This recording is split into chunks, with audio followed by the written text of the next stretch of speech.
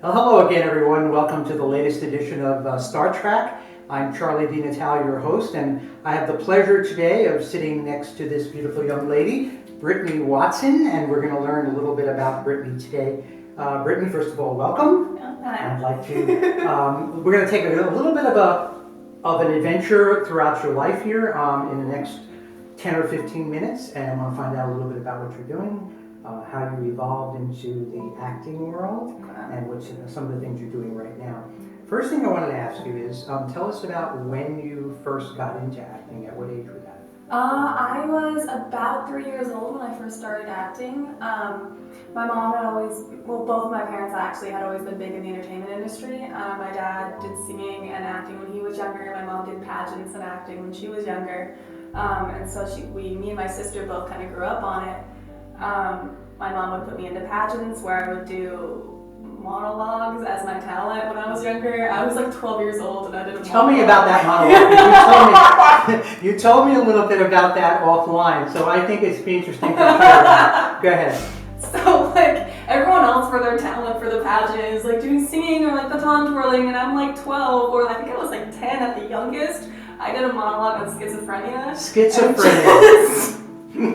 At 12 years old, she did that. Okay. And I won. And you won. So you had something. Yeah, so you knew what that was, right? Yeah, no, I did. I did research on it and everything. It was really cool. That's great. It was really interesting. Now, the fact that your parents were kind of in that business or field, did they apply a lot of pressure on you to do that, or no? I mean, my sister and I always had the option to not do it. They were very open and very understanding of whatever we wanted to do, but we all grew up in a very creative household, so it was kind of like encouraged to be creative and do things that make you happy. Mm-hmm. And so my mom also ran a charter school, which was a performing arts charter school. So we grew up doing like competitions, and we would go to like national competitions and like compete in like LA, and then like people would just kind of be able to do whatever they wanted with it. And growing up for you was where? Oh, I grew up in Arizona. Oh, okay. So you were born and raised in Arizona? I was born in Utah, but I was raised in Arizona. Okay, so now you're out in California. But before we fast forward to that, let's go back to your young age. You start out at 3. Seems like you did a few things there up to your schizophrenia monologue, right? And then after that, like when you were in high school, you were active in theater? Yeah, I was in theater and I did speech and debate, and I did a lot of different dramatic interpretation, humorous interpretation. Mm-hmm. I tried to stay in film a little bit as much as possible, but it was a little harder balancing everything. Mm-hmm. But yeah, we did, my family and I did reality TV and stuff. Oh, really? In high school, cool. Which was interesting because we did a TV show called Extreme Cheapskates, which my mom wanted to do, which is very interesting when you're in high school and then the next day you go to high school and your classmates are like, I saw you on TV, and I was like, oh no. But it's kind of a cool thing to hear. It's kind of cool, but it's also like, yeah. Oh no. That's funny. Okay, so now you go through high school, you're doing some theater, and now you're approaching the real world of adult life. I am. What do you do then? I don't know. You tell me.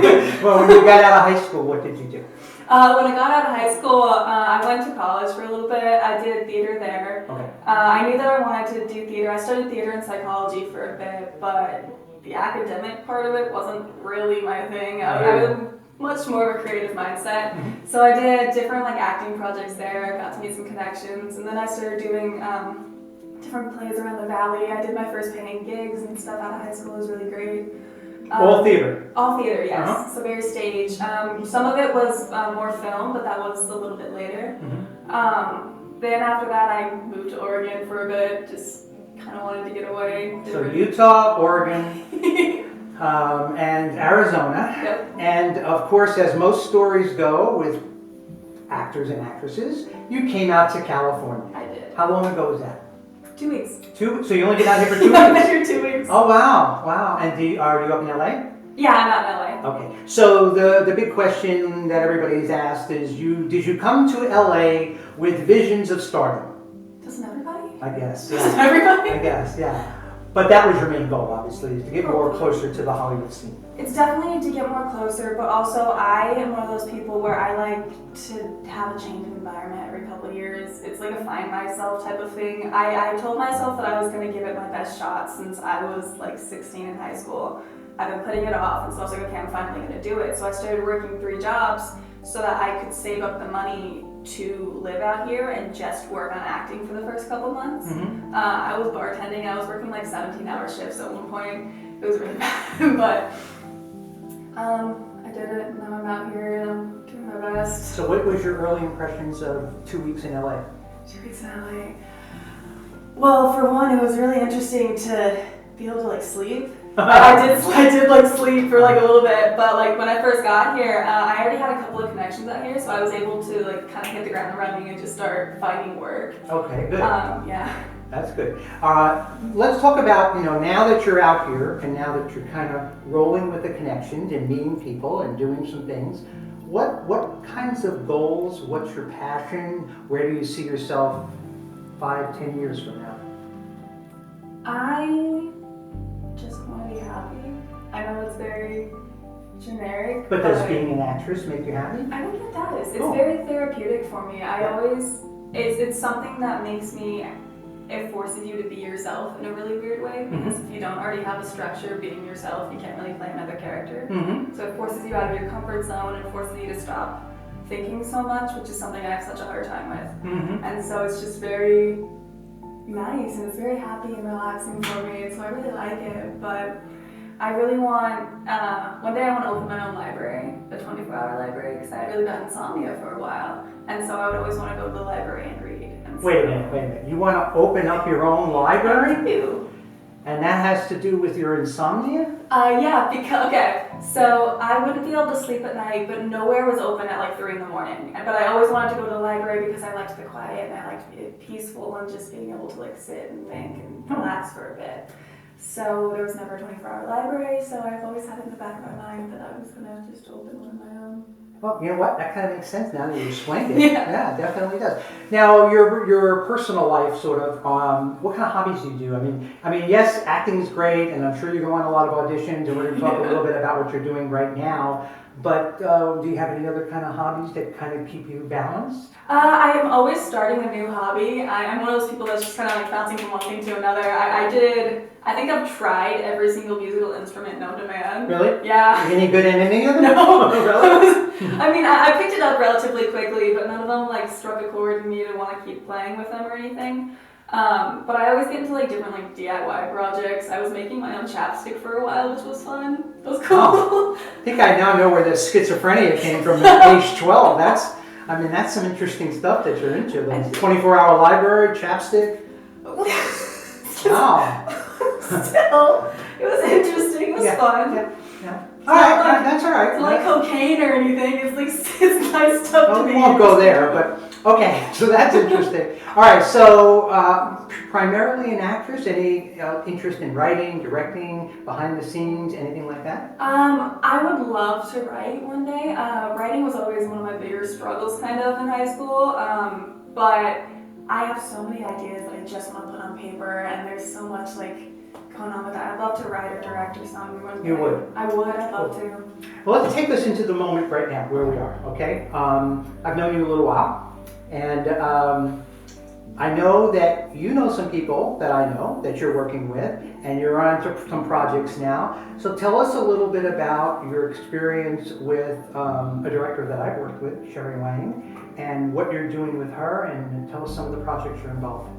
So I just started working with her. She got me, one of my friends got me connected with her, and so I've been working with her the past couple of days on a couple of short films, and it's been really amazing. Mm-hmm. Honestly, she's awesome to work with. She's really cool. Are you learning a lot too? I am learning so much. Good. I was out of the game for a little while, and so this is such a nice refresher, working on so many different projects, and it gets your mind going, and it makes you like constantly just moving. It's probably the best experience that you could get. Mm-hmm. I always find that the adrenaline that you get once you're involved in a project is kind of paves the way for future projects, because you want to do another one and another one and another one and another one. Definitely. You know, right? Oh yeah. Right.